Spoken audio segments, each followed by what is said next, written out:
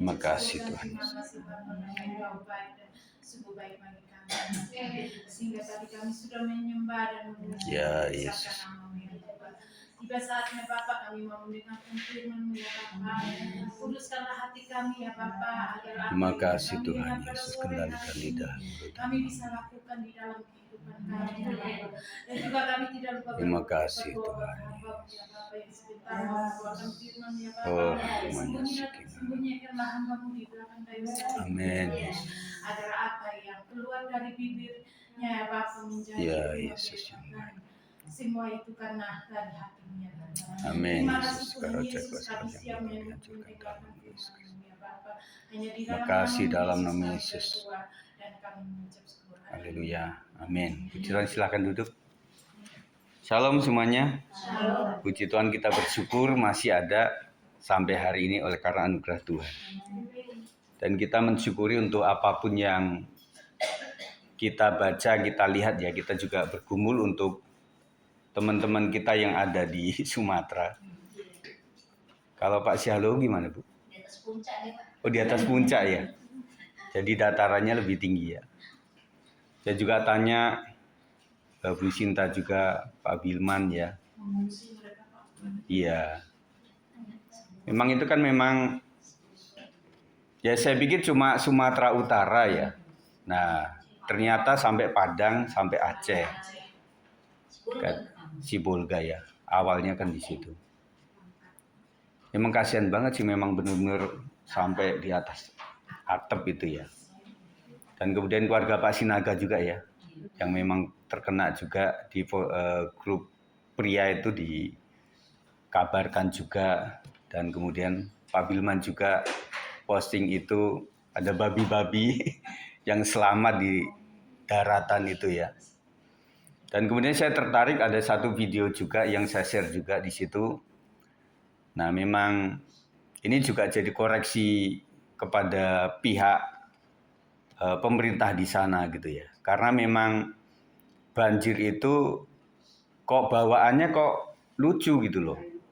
Kalau misalnya bawaannya perabot-perabot itu ya sudah ini ya. Ini kayu-kayu yang betul-betul terpotong dengan baik begitu loh. Dan orang akan berpikir ini pasti ada penggundulan lahan begitu ya.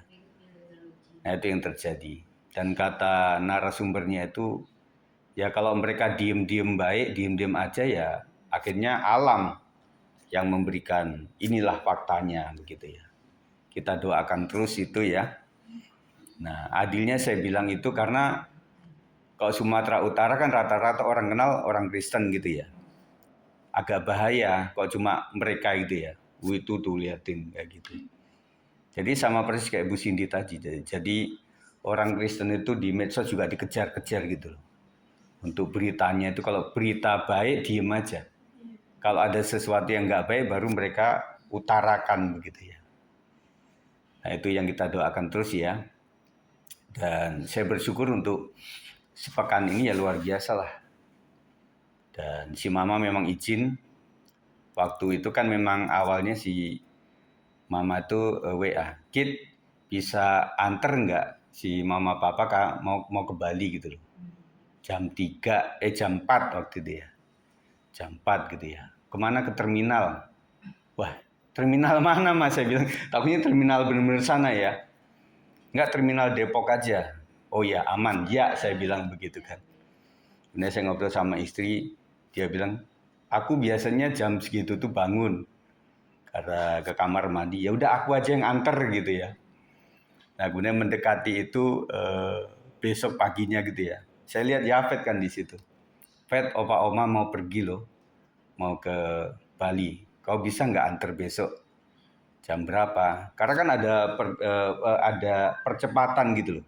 Kata Jeffrey itu biasanya kan mundur ya. Nah ini dipercepat gitu loh. Tadinya jam 4 harus jam 3. Ya dimajuin gitu ya. Ya artinya mau dimundurin atau dimajuin ya sama-sama buat yang bisnis ya. Itu jadi nggak enak gitu loh. Kan ada beberapa komplain juga yang kemarin itu karena masalah cuaca itu sehingga ada ya puluhan juta akhirnya nggak dapat karena urusan bisnis begitu ya. Akhirnya, iya Pak, mau gitu ya. Akhirnya istriku ceritakan pagi itu, ya Pet sendiri yang pengen ke bandara. Mamanya bilang, nggak usah Pet, kan ada di terminal itu yang nggak apa-apa orang saya mau. Si mama juga bilang, ya udah orang Yapetnya mau gimana? Akhirnya ya janganlah itu jauh, takutnya kan kesininya kan sendiri gitu ya. Nah gitu. Nah akhirnya ya udah. Saya tanya, ini Pak, Mas sampai kapan di situ? Ya tergantung gitu. Kalau misalnya Papa nanti ada jadwal di Bali itu ya mungkin bisa agak lama. Nah paling kalau Mama nggak betah, mungkin dia yang pulang duluan. Kan biasa Mama tuh kan gitu ya. Wah saya mikir juga, emang berani Mama. Tapi pernah ya kayaknya. Pernah nyusul waktu itu. Berani juga. Jadi ngomong-ngomong pada pernah ke Bali, kami belum pernah ke Bali. Iya. Nah cerita lagi, tadi kan memang ini kami kan sempat ke UI ya waktu itu. Saya lihat Facebook, oh ternyata Bu Marta waktu itu ada di rumah duka itu ya. Tetapi saya pulang duluan, akhirnya nggak dapet. Nah saya kan memang waktu itu kan memang ada di kantinnya itu loh, kantinnya kan lumayan. Nah istriku pengen juga balik lagi hari ini. Karena kan biasanya ada orang yang kasih makanan gitu ya. Jadi kami nggak berani nanya lah. Waktu ditanya atau nggak ditanya kan, waktu kita ngarepin nggak datang. Waktu kita masak udah gitu, dia datang gitu ya. Jadi itulah akhirnya ya udahlah kita tunggu agak siangan, ya udah kita ke sana ke UI lagi gitu loh. Nah setelah kami pulang tuh ada orang bapak-bapak gitu loh. Pak, Bapak yang ikut itu kan grup itu yang koraps itu ya. Apa sih korap gitu?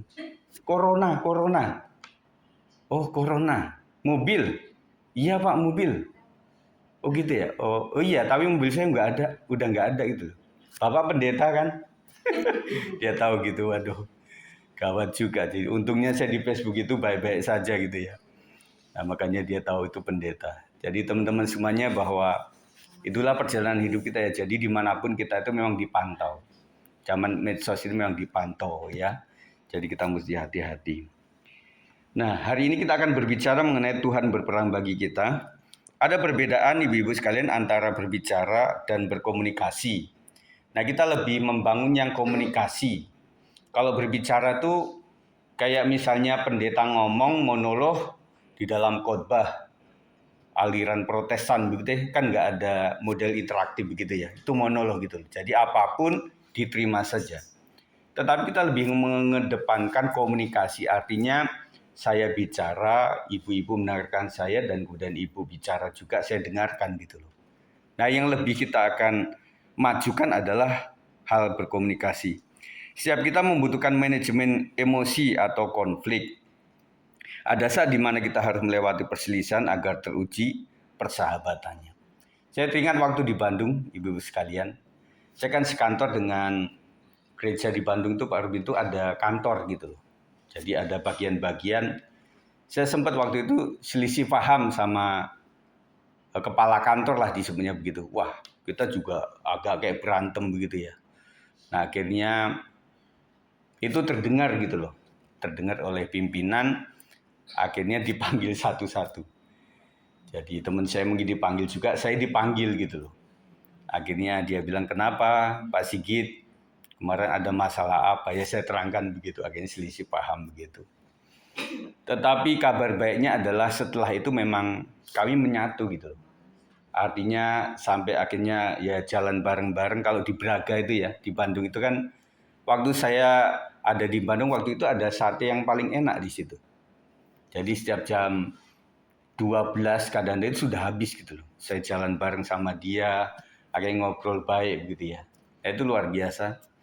Jadi tugas kita adalah menjadikan itu semuanya meskipun sempat berselisih atau apa itu supaya menjadikan kita sahabatan kita menjadi baik. Dan saya sering gambarkan mengenai ini dalam keluarga. Siapa yang nggak bersih tegang sama anak-anak? Betul nggak? Sempet lah, Bu Marta juga sempet lah. Bu Cindy juga sempet, semuanya kami juga sempet lah gitu loh. Jadi tetapi pada saat setelah bersih tegang itu apakah anak kita kabur kemana, Sebenarnya kita juga mondok di mana masing-masing kan enggak. Nah, artinya ada pengampunan begitu loh. Artinya ada justru dengan melihat seperti itu suami istri yang mana yang enggak pernah berantem. Pasti pernah berantem gitu loh. Tetapi pada saat berantem itu kan semakin dewasa mencari titik temu, bukan egois masing-masing gitu. Dan saya tahu ibu-ibu sekalian juga tidak jarang suami itu yang mengolahnya memang agak sulit, tetapi dengan berbagai hal yang terjadi itu akhirnya semakin tahu, semakin mengenal satu dengan yang lain. Dan itu adalah sebuah keindahan. Keindahannya adalah ketika seorang sudah kakek nenek kemudian sampai dia menjalani rumah tangga yang luar biasa yang tanpa berarti tidak pernah berantem, tapi mereka tetap menyatu itu luar biasa. Dan itu yang kita pesankan kepada anak-anak cucu kita. Akhir perjalanan adalah tetap bersatu. Ingat, yang mengendaki perpecahan adalah iblis. Ya, yang penting ini dulu kita tahunya ya.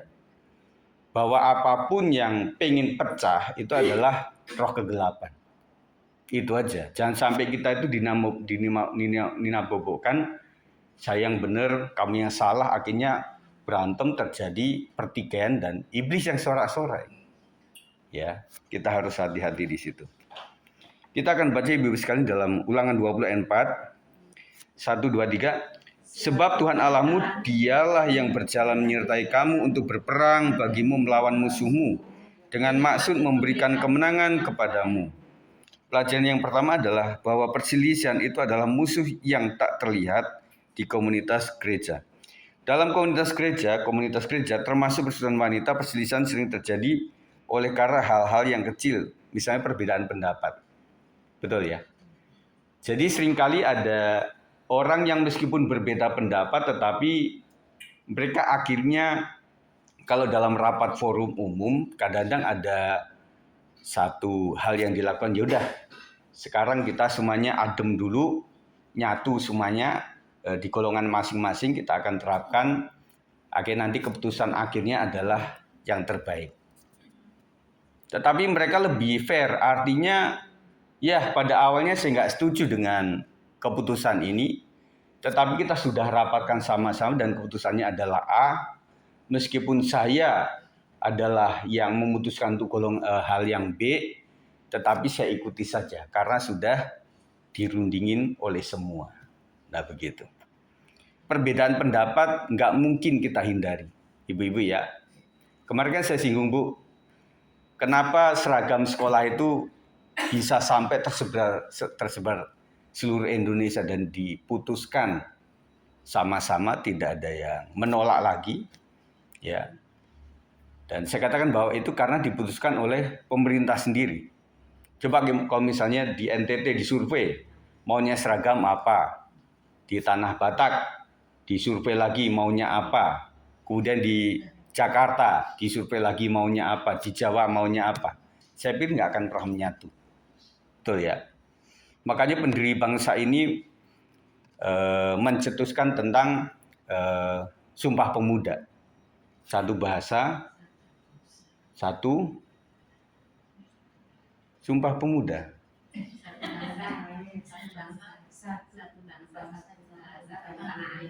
Satu tanah air, satu bangsa, satu bahasa, gitu ya. Disatukan. Karena waktu itu ada Jong Java, ada Jong Slebes, dan ada Jong Sumatera. Semuanya pemuda-pemuda itu, kalau anak muda sudah melakukan aksi itu luar biasa. Ganas gitu ya. Nah, pendiri bangsa waktu itu disatukanlah supaya semuanya kita satu bahasa, yaitu bahasa Indonesia gitu ya. Jadi di dalam pendidikan pun akhirnya dipakailah bahasa Indonesia itu. Nah, belakangan ada muatan lokal yang namanya bahasa daerah. Kalau di Depok itu bahasanya Sunda begitu ya. Dan kemarin juga saya kaget, Jason belajar kok bahasanya agak lain. Bahasa apa dek? Bahasa Jerman katanya. Wah, mereka sudah mulai ke situ ya. Nah, untuk menyatukan seperti itu. Ya, bahasa resminya bahasa Indonesia. Kemudian hal kecil juga salah paham. Nah, ibu-ibu sekalian, semua kita bisa salah paham. Siapa yang tahu hati gitu ya? Nggak ada yang tahu. Tetapi ketika bahasa kalimat itu mungkin menurut seseorang tidak masuk, dia bisa salah tangkap itu. Bisa salah paham. Nah, membuat salah paham menjadi sepaham caranya gimana? Ngobrol. Gitu loh. Nah, kita bisikin, kamu maksudnya apa sih ngomong kemarin itu? Enggak, saya bilang, oh begitu, saya hampir tersinggung tuh. Saya pikir seperti ini enggak, makanya kamu jangan salah sangka. Orang bilang jangan suujon, begitu ya. Jadi berpikiran yang baik. Kemudian kata-kata yang menyinggung. Saya percaya setiap kita suku apapun, karakter mudah tersinggung itu selalu ada. Betul ya? Jadi orang kalau sudah ditusuk kedalamannya itu memang akan tersinggung. Tetapi buat saya untuk menunjukkan bahwa orang itu dewasa rohani adalah sampai disinggung, sampai direndahkan, dan dia tetap bisa terangkat itu adalah karakter yang sudah dewasa. Kemarin saya mendengarkan kesaksian seorang ibu yang dia itu kalau nggak salah ayahnya itu dari Bengkulu, kemudian ibunya dari Manado gitu ya. Tapi Muslim awalnya gitu ya. Dia bilang kami itu keluarga kaya. Jadi nomor 8 pada waktu itu terkaya di Indonesia. Tetapi setelah dia bertobat menjadi Kristen ya memang tidak mudah karena suaminya seorang tentara. Jadi kalau sampai kedapatan bahwa dia menjadi Kristen, wah itu bahaya. Dan suaminya bilang kamu diem-diem saja jangan ngomong sebagai Kristen sebelum suaminya bertobat ya. Dia ngomong begitu. Nanti hancur karir saya begitu ya. Ya udah diem. Tapi suatu saat nggak bisa diem. Akhirnya terbuka juga. Nah akhirnya udah dimaki-maki benar-benar luar biasa. Dan saya tahu bahwa orang memiliki latar belakang non-Kristen itu sebelumnya memang luar biasa ya hujatannya. Kita melihat anak kita yang kemarin itu saya ceritakan itu juga ternyata juga penolakannya juga ada. Dan kita memang berdua sudah pesankan ya udahlah pelan-pelan sajalah. Yang penting kamu ingin menjadi Kristen ya sudah. Hati-hati karena kamu masih anak, masih kelas 11 ya. Masih remaji.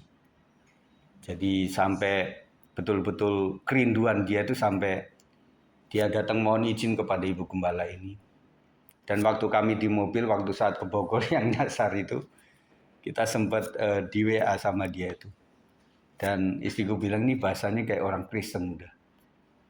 Akhirnya memang dia sebelumnya memang minta foto di sini dengan buka jilbabnya itu. Dan itu adalah kerinduan.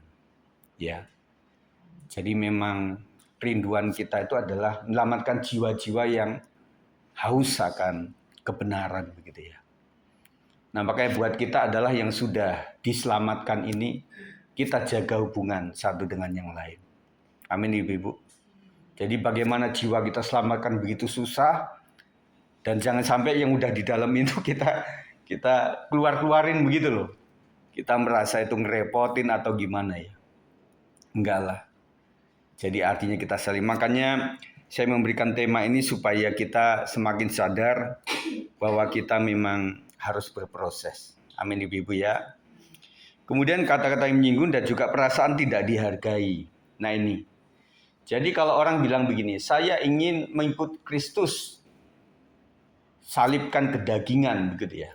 Nah artinya kalau sampai belum diinjek-injek, orang itu belum bisa dipastikan bahwa dia itu sudah mengosongkan dirinya itu. Kedagingan dia sudah dilepaskan kepada Tuhan. Dan pertanyaannya adalah, saya rela mati untuk Tuhan. Terlalu gampang ngomong seperti itu, kita belum mati, setengah mati juga belum. Kita nggak terima. Kedagingan kita masih kuat gitu ibu-ibu sekalian. Iya. Jadi kalau orang mati itu rasanya apa? Misalnya gini, orang mau dihukum mati gitu loh. Itu kalau di negara lain misalnya koruptor dihadapkan hukuman mati benar-benar gitu. Jadi kalau orang mau dibunuh, dihukum mati itu tubuh jiwa roh udah disakiti semuanya. Sampai benar-benar waktu kecil saya pikir orang dinyatakan dihukum mati itu saya pikir setelah di dalam pengadilan kemudian langsung dimatiin. Oh ternyata enggak. Ternyata kalau Muslim diundang ustadz, kalau Kristen kalau saya pendeta, kalau Katolik di pastor, kalau Hindu, Buddha dipanggil pendeta mereka gitu loh. Ternyata disiapkan. Karena untuk orang siap mati itu membutuhkan sampai ya saya siap. Beda sama bunuh diri ya. Kalau bunuh diri itu memang dia ya sudah nggak pengen diselamatkan jiwanya, ya udah pokoknya bunuh diri aja sudah gitu. Ternyata untuk mati pun harus disiapkan. Nah makanya kalau kita kedagingan sedikit aja kita sudah merasa tersinggung dan kecewa bagaimana, ya kayaknya kita akan berproses terus. Kami juga perjalanan pelayanan nggak mudah Ibu sekalian. Kami berdua juga mengalami bermacam-macam. Tetapi puji Tuhan berkat doa-doa Ibu sekalian kami masih kuat menghadapi terpaan. Banyaklah kalau saya ceritakan itu ya. Kemudian atau kelelahan karena tekanan hidup. Dan saya menyadari bahwa teman-teman yang sedang menghadapi salah satu atau anggotanya itu yang sakit memang ya drop sendiri saudara sekalian. Jadi kami itu kan ke Bahar Sawangan pernah, ke Bahar Dewi Sartika, kemudian lempar lagi ke Bakti Yuda, habis itu ke UI, nanti akan ke San Carolus gitu ya. Jadi kata Ibu Gembala ini, ya kok jemaat kayaknya 2, saya 4. Jadi dari itu ya sudahlah. Nah saya melihat bahwa di rumah sakit itu memang ya tidak ada yang happy ya Bu ya, nggak ada yang happy. Ada seorang bapak, kemudian istrinya, kemudian ada satu lagi mungkin siapa itu di Bakti Yuda itu, ya nunggu itu antrian itu loh. Nah akhirnya saya bisa sekarang kita ngerasain ya bagaimana antri itu ya. Ya udah bersyukur saja. Nah waktu di Dewi Sartika itu ya cuma diomongin begitu saja tentang gigi ini. Kemudian di Bakti Yuda juga mirip-mirip kayak gitu. Nah, jangan sampai ini di UI juga begitu gitu loh. Udah lama kan saya melihat ini kayaknya antriannya nggak banyak deh. Tapi manggilnya kok lama banget begitu ya. Iya, bener Bu dibilang gini. Sama kasirnya saya ingat. Bu, maaf karena Ibu BPJS, maka belum langsung ketemu sama dokternya. Jadi itu asisten dokternya gitu loh. Nah, kita merasa aduh pasien BPJS kasihan banget begitu ya. Kita nungguin lama gitu loh. Kan itu di lantai itu ya Bu ya. Di lantai sayap yang itu udah laparnya minta ampun itu. Kan masihnya takutnya ditinggal nanti iya dipanggil itu. Makanya kita ya udahlah antepin aja, dianggap puasa begitu ya. Nah puji Tuhan istrinya luar biasa. Jadi waktu dia akhirnya dipanggil ya kita seneng lah. Siapapun yang antri terus dipanggil kan seneng gitu ya. Senang akhirnya masuk begitu ya. Akhirnya sampai benar Ibu Gembala kan tanya itu. Ini dokter Bensu ya? Oh bukan, saya asistennya dokter begitu ya. Akhirnya ngobrol di panjang lebar. Terus akhirnya dokter Bensunya keluar sendiri ya. Ternyata memang satu ruangan sebenarnya. Cuma dia di ruang sebelah, dia ada di sini gitu ya. Nah saya mulai mikir, aduh kasian banget pasien BPJS dia. Dikasih yang dianggapnya mungkin nggak terlalu berat gitu ya. Sehingga ya udahlah anak kuliahan aja begitu loh yang dikasihnya gitu ya. Ya juniornya gitu lah. Ya akhirnya ya udah istriku cerita apa adanya kan dari mulai yang dianggap lambung sampai ya saya pikir saya di luar sendiri kan ini agak lama juga ya puji Tuhan nih ini lama gitu ya. Nah biasanya di 2 klinik itu kan cepet gitu ya. Baru dipanggil nggak diapa-apain langsung keluar lagi gitu. Waduh saya pikir seperti itu lagi. Saya ditanya gitu, sampai dia memperkenalkan diri saya istrinya pendeta gitu ya. Kayak sampai dia mengatakan ya saya waktu pulang itu saya bilang ya ini spesial lah karena kamu memang ya hamba Tuhan kemudian juga rela bersabar menunggu itu akhirnya dikasih yang terbaik. Dan memang kata orang itu juga ya ada yang bilang di Bakti Yuda itu udah komplit, di UI juga komplit begitu ya. Nah ternyata ini yang dokter sendiri bilang bahwa ini memang kurang gitu loh. Akhirnya dia bawa ke San Carlos nanti ya. Nah, itu adalah anugerah Tuhan. Ya, saya melihat bahwa semua saya lihat itu setiap persimpangan itu ada yang tiduran gitu, udah kecapean gitu ya. Ada yang sempat beli apa, kemudian apa gitu. Pokoknya macem-macem lah. Di situ banyak sekali gitu ya. Dan nggak ada yang bahagia saya pikir gitu ya. Dan saya teringat waktu keponakan saya juga sakit yang pipinya itu ya, pipi sebelah sini kanan. Dia tuh kayak semacam tumor atau jinak begitu ya. Saya pantau, saya tanya terus memang ya udahlah puji Tuhan semakin baik begitu ya.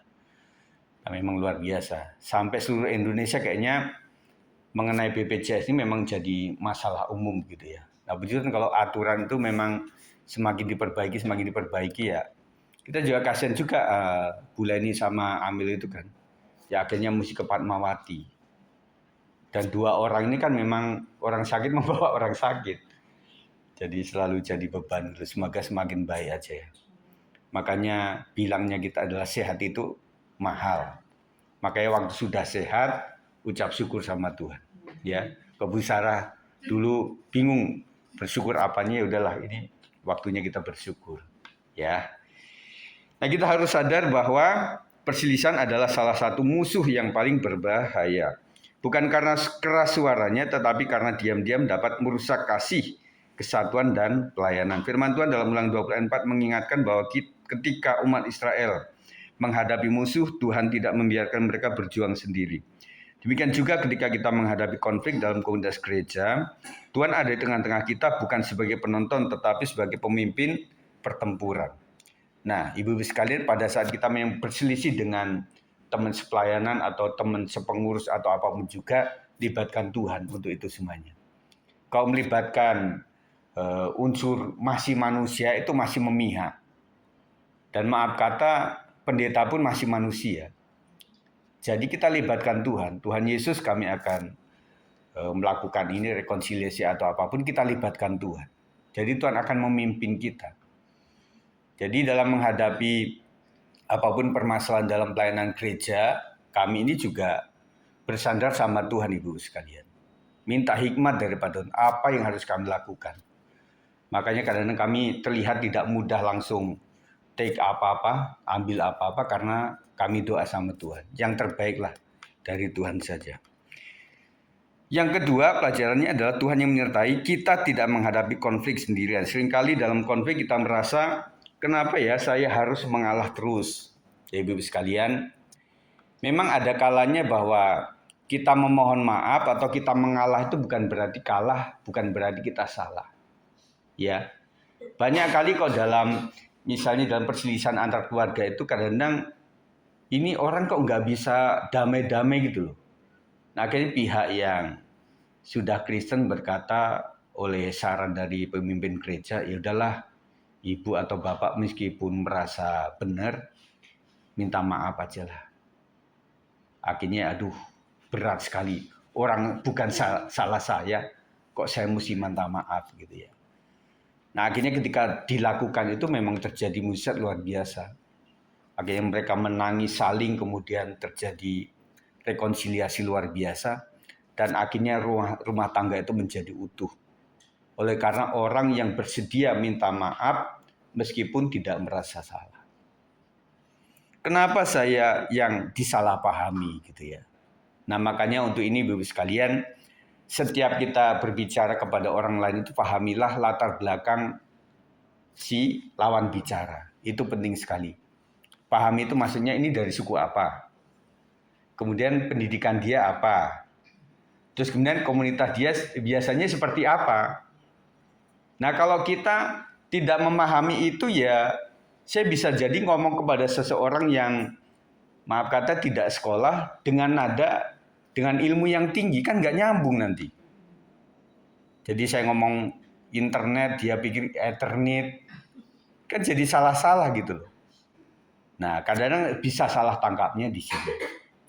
Ketika kita menunjukkan sebagaimana lawan bicara kita, ini ada sikap merendahkan diri.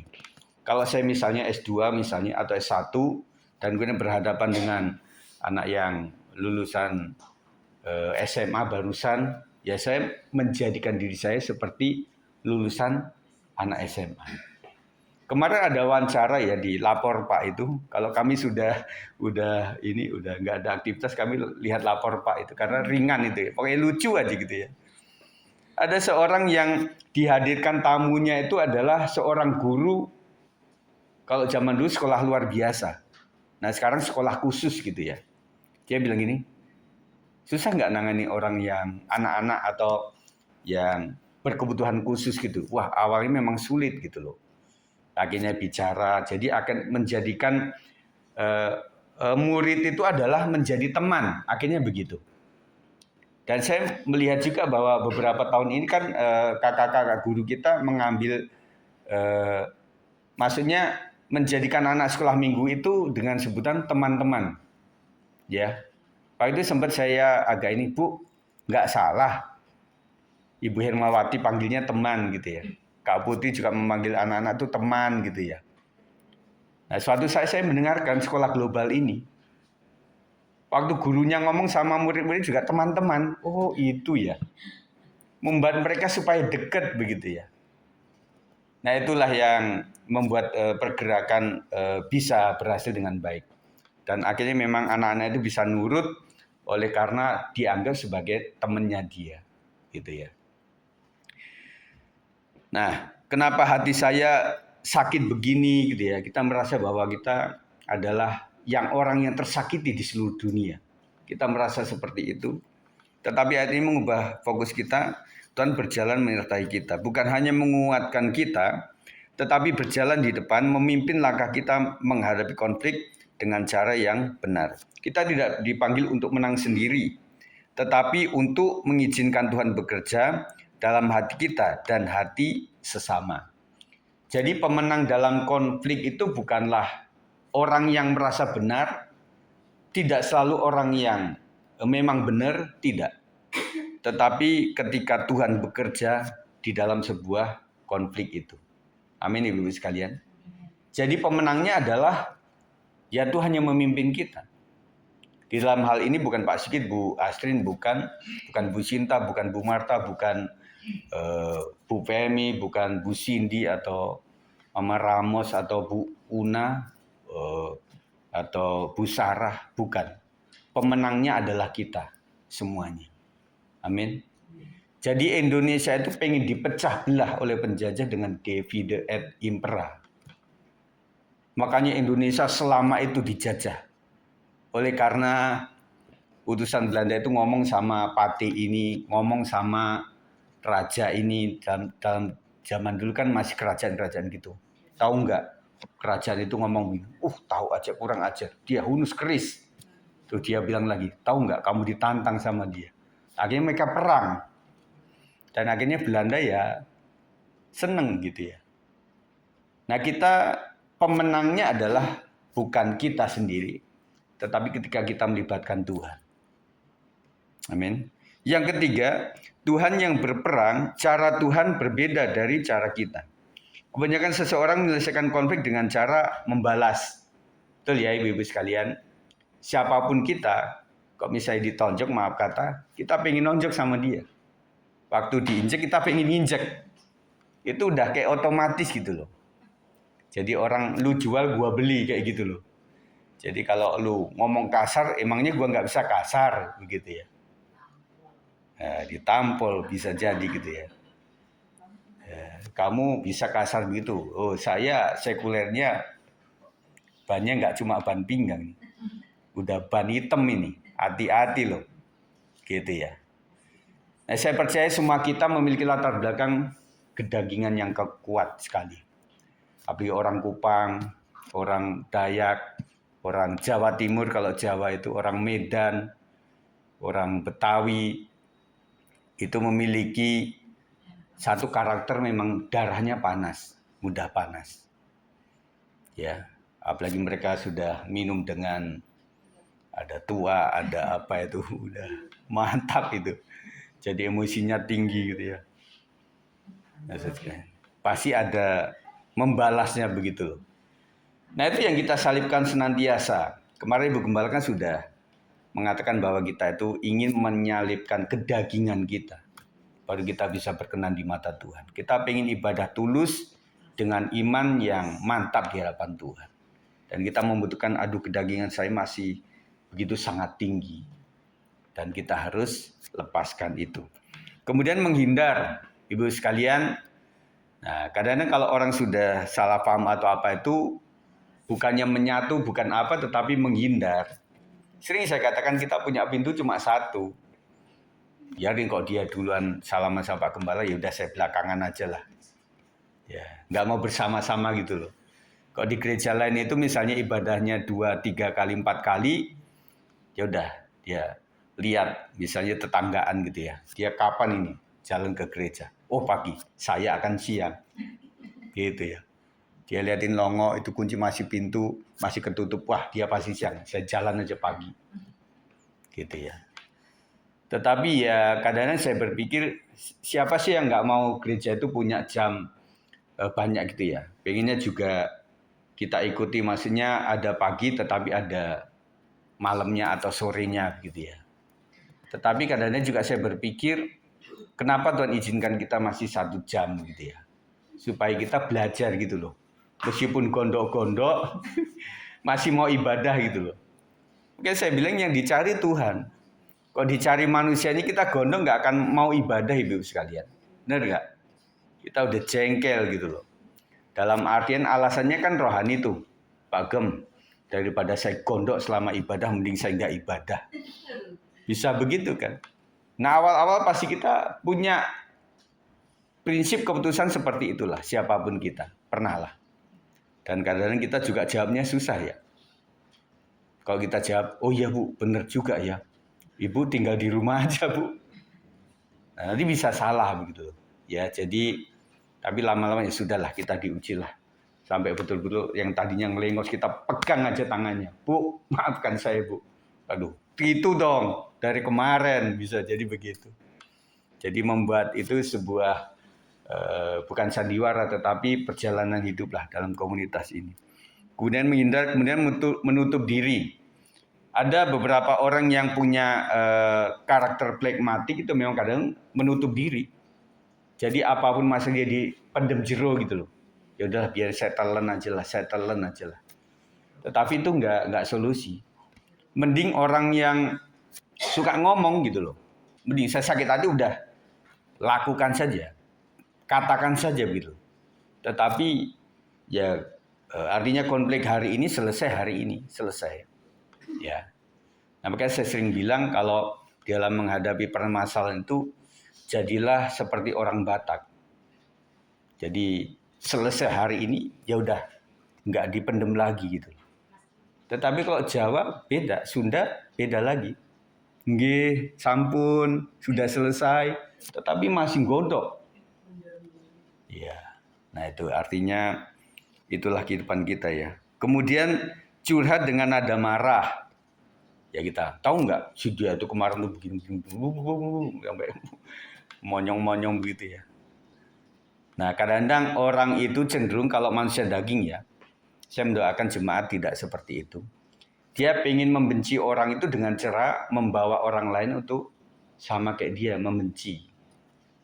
Termasuk dalam keluarga besar itu kadang-kadang kalau orang tua itu nggak suka sama saudaranya, yang disebut tantenya anak ini atau omnya ini, kadang anaknya diajak gitu loh.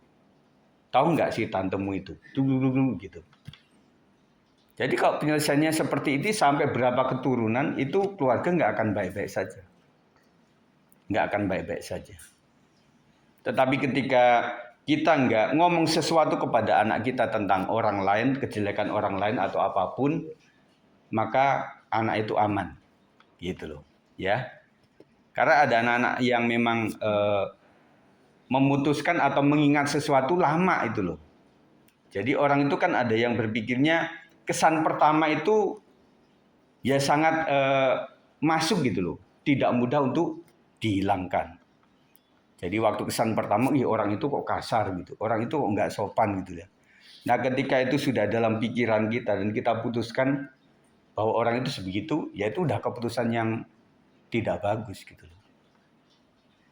Nah apalagi dalam keluarga Tuhan ini kan ada beberapa orang itu kan mengharapkan supaya gereja itu sebagai keluarga Allah. Ya. Jadi GBI ada, GBI Keluarga Allah di Solo. Kemudian kalau di sini ada gereja Sungai Yordan itu juga jemaat keluarga Allah. Jadi keluarga Allah itu artinya di dalam keluarga itu pasti ada konfliknya, nggak mungkin nggak ada gitu. Tetapi bagaimana mereka tetap menyatu seperti pernikahan Kristen, itu harusnya gereja Tuhan. Atau mencari dukungan untuk membenarkan diri. Jadi kita promosi gitu loh. Bu sini saya bilangin ya. Tahu nggak sih itu? Nah itu udah provokator namanya gitu ya. Jadi makanya secara hukum ibu sekalian, yang paling hukumannya berat adalah dalangnya. Ya ingat. Jadi pelaku-pelaku kroco-kroco itu kadang-kadang nggak bersalah gitu loh. Dan banyak terjadi misalnya keputusan dari gubernur atau bupati yang melakukan itu kan kebanyakan Satpol PP.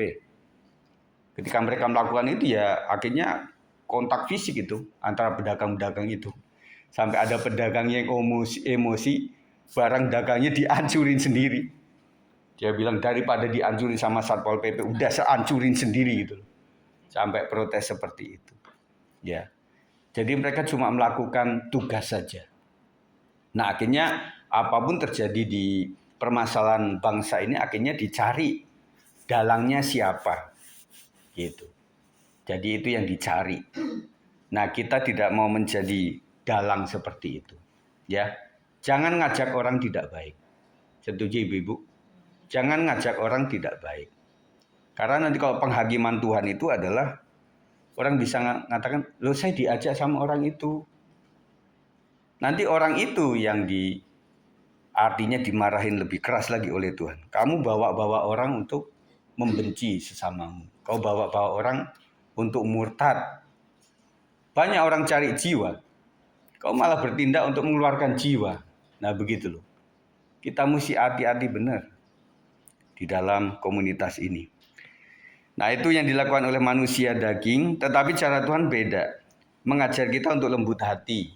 Ya, lembut hati itu artinya dalam konflik ya udahlah sabar dulu deh. Biarin sampai dia reda baru saya ngomong begitu ya. Ya daripada masih konflik kayak gini, kalau si jemaat kita satu bapak bilang, Pak Gem, kok saya lagi konflik sama istri saya, mending saya ke Curug. Waktu itu ya, mending saya ngadem mancing di situlah. Aman, kalau udah adem baru saya pulang gitu loh. Lama-lama istrinya tahu, wah bapaknya lagi ke sana ini. Oh pasti dia lagi marah gitu ya. Jadi supaya kita lembut hati, ya udahlah tahan dulu lah. Kemudian memberi kita hikmat berkata benar. Nah ini yang penting. Karena firman Tuhan mengatakan bahwa kita tuh hendaklah ya sesuai itulah. Mulut kita satu ibu-ibu sekalian. Kemudian telinga kita dua. Lebih banyaklah kita mendengar daripada berbicara. Nah kalau orang sudah suka ngobrol, suka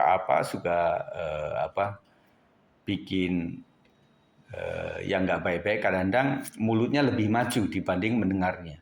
Belum apa-apa sudah motong, udah memutuskan sesuatu. Nah kita belajar di sini. Memberi kita untuk menguatkan kita untuk mengampuni. Saya percaya mengampuni tidak mudah ibu sekalian. Ya, mengampuni itu tidak mudah. Karena yang memiliki pengampunan adalah hati Yesus sendiri. Jadi yang kita doakan adalah bukan Tuhan berikan aku karakter yang bisa mengampuni orang lain. Tetapi berdoalah, Tuhan berikan aku hati seperti hatimu. Berikan aku mata seperti matamu. Berikan aku tangan seperti tanganmu, tangan Yesus. Hati Yesus mudah masgul. Mudah menangis untuk jiwa-jiwa. Tetapi Yesus juga keras di dalam hal kebenaran. Dia sangat marah ketika bait Allah dipakai jualan. Dia marah banget. Tetapi Yesus hatinya lembut. Dia bisa mengasihi anak-anak. Saudara, ibu-ibu bayangkan anak-anak itu tidak mudah untuk bisa dideketin oleh orang dewasa. Betul ya? Tidak mudah. Tetapi orang dewasa yang memiliki hati yang peduli sama anak-anak, itu otomatis mudah untuk mendekati dia. Dan Yesus punya hati itu. Dan kemudian Yesus juga ringan tangan untuk membantu. Tetapi dia juga sterek dalam hal ini. Waktu Yesus mengadakan mujizat dengan dua ekor ikan dan 5 roti. Nah, itu Tuhan kan berbelas kasihan kepada mereka melakukan mujizat itu. Tetapi hari berikutnya, ketika orang-orang berbondong-bondong mencari Yesus, apakah Yesus senang? Tidak. Yesus katakan bahwa engkau datang dengan berbondong-bondong hanya butuh mujizat. Tuhan juga keras di situ. Nah, Ibu-ibu sekalian, memang betul jadi kebaikan orang itu seperti kata Bu Sarah tadi, bahwa orang melihat kita, keluarga besar kita yang belum Kristen itu, kita baik ya dengan cara pemberian-pemberian. Rugi pastilah. Tetapi serugi-ruginya kita membantu orang lain yang belum kenal Kristus, itu adalah tujuan kita. Selamatkan jiwa berapapun harganya. Kadang orang berpikir saya habis-habisan untuk nolong orang itu. Tetapi sampai 10 tahun ya dia tetap membenci saya aja gitu. Saya kan pernah ceritakan waktu saya ketemu dengan tokoh mereka itu, Pak Sigit, kita kenal kok kebaikan orang Kristen luar biasa. Jadi buat kami itu kadang ada sisi lain yang mengajarkan ya untuk kebaikan-kebaikan kita terima sajalah. Tetapi yang namanya benci sama mereka itu udah diajarkan begitu. Kemarin saya melihat tayangan tentang dulu ibu sekalian, Eropa itu sangat membuka tentang para pengungsi itu loh, yang dari Afghanistan, dari mana itu, terutama Jerman waktu itu ya. Nah, kemudian pertanyaan besar waktu itu, kenapa negara-negara yang otomatis Muslim pun kok nggak menerima mereka gitu loh. Itu kan agak unik gitu ya. Nah, setelah puluhan tahun akan ternyata terjadi bahwa gambarannya itu ketika pengungsi itu dikasih tempat, dikasih kebebasan, akhirnya mereka membawa karakter mereka sendiri gitu loh. Nah, Eropa kan monogami ya. Nah, kemudian yang mereka kan enggak, poligami. Mereka datang waktu ngungsi itu ya suami, istri 1 sama 2 anak. Nah, dalam perkembangan itu tiba-tiba kok dari negara asalnya kok bawa lagi 2 istri, 3 istri. Dan ada yang mengajarkan 4 istri mereka itu. Wah. Jadi semakin meledak itu. Dan akhirnya terjadi belakangan itu bahwa penduduk-penduduk yang dulunya ditolong itu kok malah demo lah, mengadakan aksi radikal dan sebagainya. Akhirnya mereka menyadari bahwa mereka sudah salah selama ini memberikan pertolongan seperti itu. Baru ngeh kenapa negara-negara yang seagama sama mereka bahkan menolak mereka. Ya. Nah, itu terjadinya. Tetapi cara Tuhan berbeda, menguatkan kita untuk mengampuni, memimpin kita untuk membawa damai. Jadi kita lebih menerapkan kedamaian lah, kerukunan di antara kita, ibu-ibu ya. Jadi damai itu adalah memang kita Kristen memiliki Tuhan Sang Raja Damai dan kita harus membawa damai. Meskipun kadang-kadang kita mesti sakit, kadang-kadang kita mesti banyak kerugian untuk membawa damai itu, ya sudahlah. Kita salibkan kedagingan itu untuk damai bersama. Dan menolong kita memahami orang lain dengan kasih. Hanya dengan kasih, ibu-ibu sekalian, kita bisa memahami orang lain. Ya, tanpa kasih kita nggak akan bisa memahami orang lain. Kemenangan yang Tuhan berikan bukan kemenangan ego, tetapi kemenangan yang memulihkan relasi.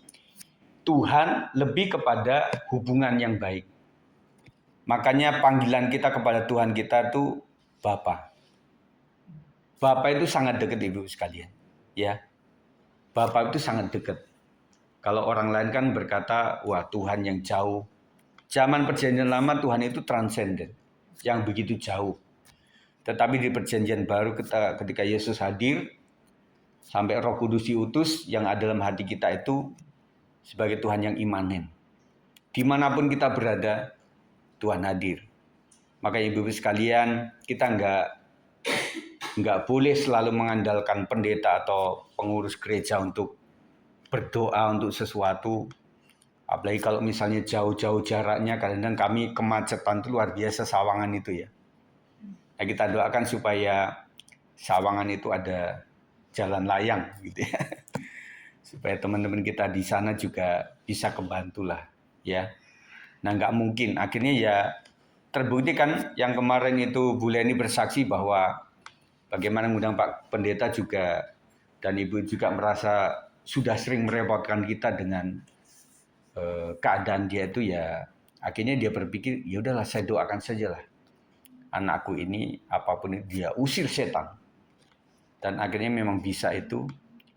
Dan saya pikir tidak cuma Bu Leni tetapi ibu-ibu juga bisa. Jangan takut ya. Jadi, tapi memiliki iman aja dulu. Punya iman kepada Tuhan Yesus Kristus. Hai setan, kuasa iblis yang ada di kolong ini, yang ada di gudang ini, yang ada di kamar mandi sebelah ini, yang ada di dapur situ. Kamu isirkan dalam nama Yesus begitu. Sampai kita memang berani memiliki iman seperti itu. Ya. Yang keempat, yang terakhir, saya percepat. Tuhan memberikan kemenangan, pada akhirnya kasih mengalahkan konflik. Ketika Tuhan yang memimpin pertempuran dalam konflik itu, hasil akhirnya adalah kemenangan yang membawa damai dan persatuan. Kalau kemenangan secara daging itu adalah pecah, merdeka satu dengan yang lainnya. Ya, itu adalah daging sekali. Tetapi konsep dalam Tuhan adalah setelah akhir dari konflik itu tetap relasi yang terbangun dengan baik. Kembali lagi saya ingatkan bahwa ini adalah membangun seperti keluarga atau rumah tangga. Tidak ada yang tidak mengalami konflik dalam rumah tangga. Pasti berkonflik. Tetapi ujungnya tetap menyatu. Dan saya katakan bahwa siapa sih yang peduli terhadap keluarga kita? Misalnya nih, dengar si Tirsa di sana sakit. Ya kita doakan saja Ibu ya. Tetapi Bu Femi sebagai mamanya nggak akan begitu. Dia akan lari ke Banten sana. Dan dia akan datangi anak. Karena apa? Karena dia adalah anaknya sendiri. Nah, kita juga begitu Ibu sekalian. Kemenangan bukan berarti saya harus selalu benar. Ya Ibu. Pendapat saya harus diikuti. Atau orang lain harus dikoreksi. Bukan dia. Alkitab jelas menggambarkan jangan kamu cuma melihat selumbar di mata orang. Padahal balok di matamu lebih besar. Kita mesti melihat bahwa ketika saya menghakimi seseorang, apakah saya juga sesempurna lebih dari dia. Setiap kita di pandangan gembala Ibu sekalian, selalu ada kelemahan dan ada kelebihannya. Betul ya?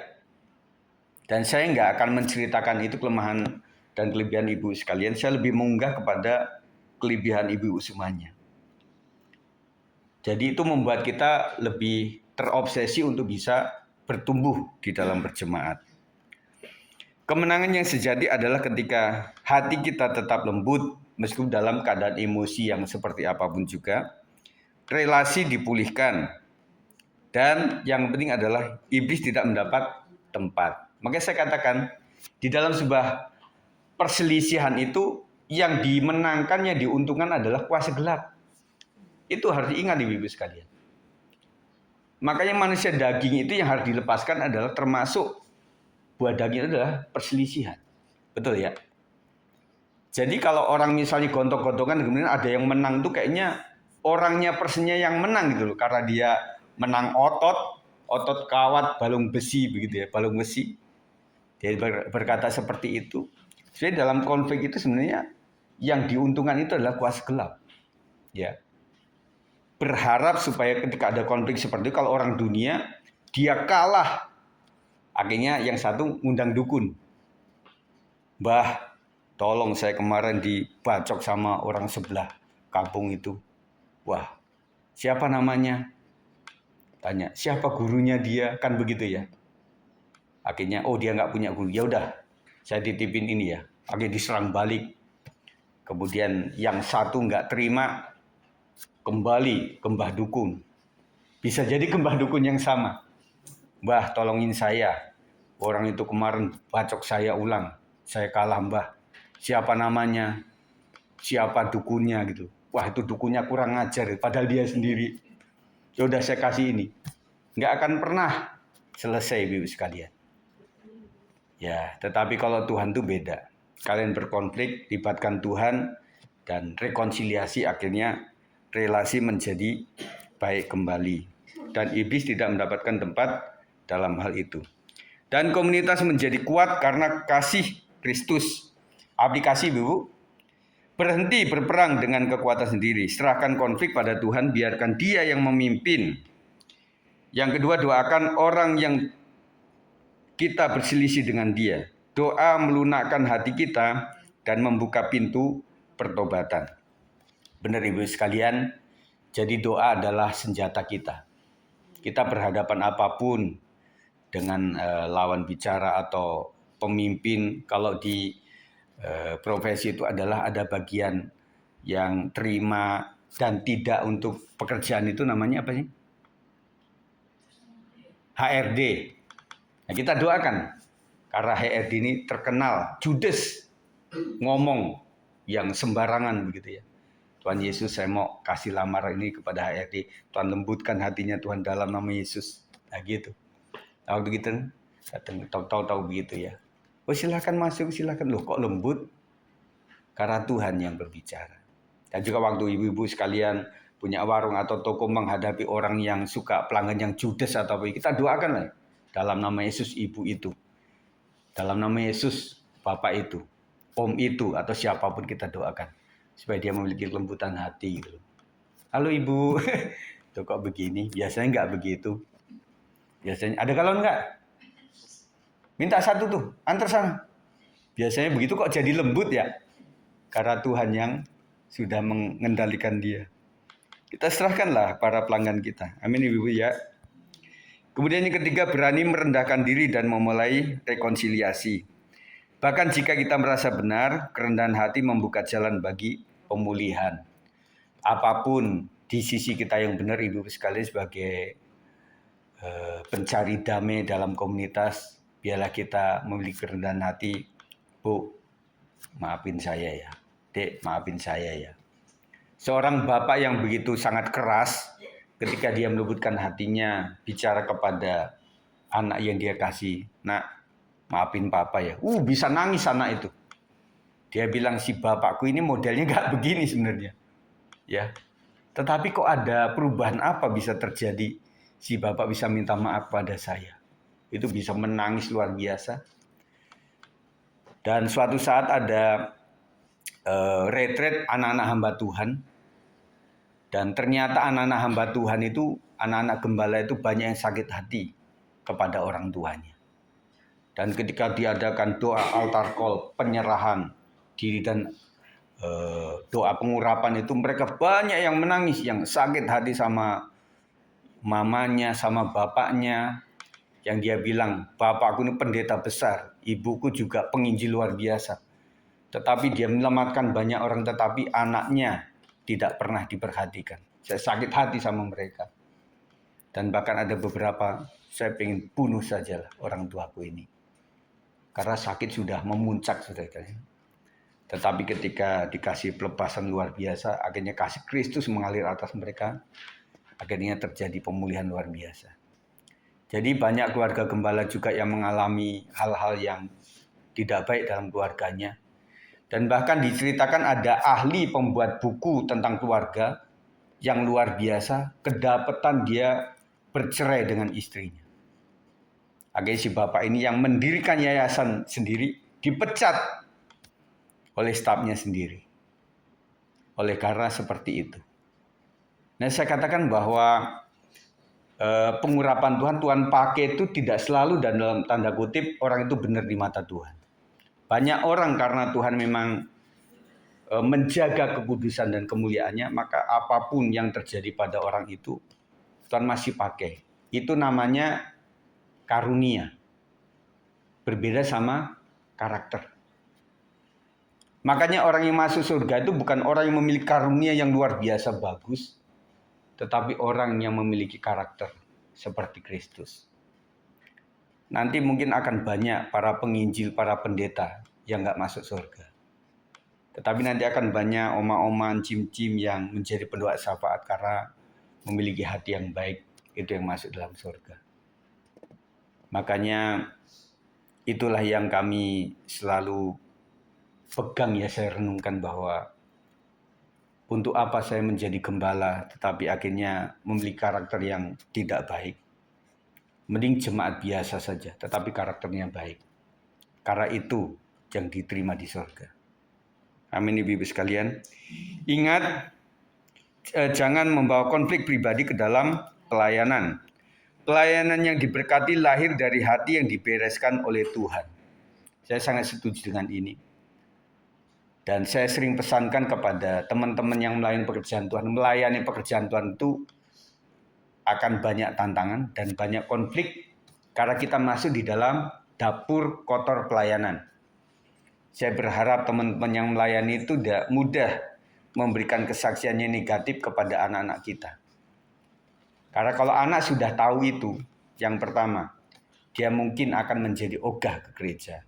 Yang kedua, dia akan sakit hati seperti orang tuanya yang bicara itu. Dan kemudian itu yang kita jagai. Karena dalam dunia pelayanan itu akan terjadi konflik, tetapi nanti akan berakhir dengan yang baik. Waktu sedang tidak baik, kita sudah kadung cerita sama anak-anak kita. Waktu kita sudah baik, anak-anak kita masih mememorikan bahwa oh gereja itu kayak gini, pendeta itu kayak gini, bahwa pelayanan itu kayak gini. Itu udah pahit sendiri. Jadi akhirnya membuat kita juga, aduh kenapa saya mudah ngomong seperti itu ya. Ingat bahwa musuh kita bukan saudara seiman, tetapi roh perpecahan atau roh iblis itu. Penutup perselisihan bisa melemahkan pelayanan dan muras hati. Tapi Tuhan berkata, akulah yang berjalan menyertaimu, akulah yang berperang bagimu, akulah yang memberikan kemenangan kepadamu. Jika Tuhan yang memimpin setiap konflik, maka hati akan dipulihkan. Ya, hati akan dipulihkan. Yang kedua, hubungan akan disembuhkan. Amin. Yang ketiga, komunitas menjadi dewasa. Dan kasih Kristus menjadi pemenang. Ibu-ibu sekalian, kita nggak sempurna. Kita akan pernah berkonflik. Tetapi ujungnya, biarlah Tuhan yang menjadi penengah untuk kita sekalian. Biarlah damai Kristus menyertai komunitas kita. Amin ibu-ibu sekalian.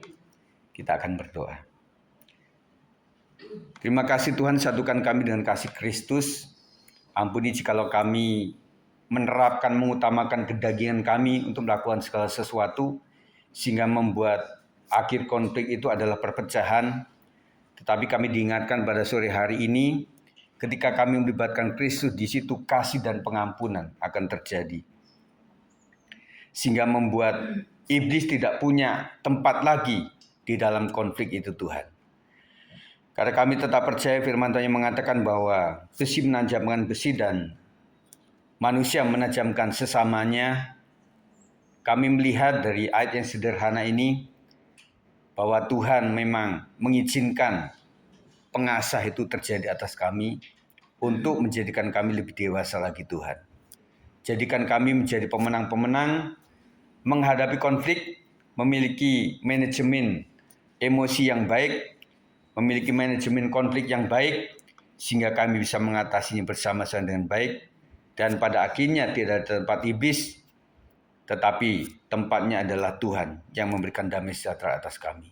Ampuni hamba-Mu sebagai gembala, kami berdua, dan ampuni setiap kami yang mungkin keadaan salah paham oleh karena salah mengerti, misunderstanding, misinformation, dan juga miss yang lainnya. Dan kami tahu Tuhan bahwa itu kadang diizinkan oleh Tuhan, tetapi dipakai alat iblis untuk menghancurkan gereja Tuhan. Kami membutuhkan kuasa-Mu, kesatuan daripada Tuhan, memberkati kami Tuhan. Terima kasih berkati ibu-ibu yang sudah setia, dan kami tetap mendoakan ibu-ibu yang tidak bisa hadir hari ini. Kiranya Tuhan akan melimpahkan berkat atas mereka. Jikalau mereka sakit, Tuhan sembuhkan. Jikalau mereka memiliki hati yang tidak baik, hati yang sombong, hati yang tidak mau dididik dan dibentuk, Tuhan akan ampuni mereka dan Tuhan pulihkan semuanya. Dan pada akhirnya Tuhan kami berakhir memiliki kesatuan di dalam tubuh Kristus. Terima kasih ya Tuhan, kami senantiasa taat kepada Tuhan. Kemudian bagi Tuhan saja kami diberkati oleh firman Tuhan. Haleluya, amin. Mari silakan.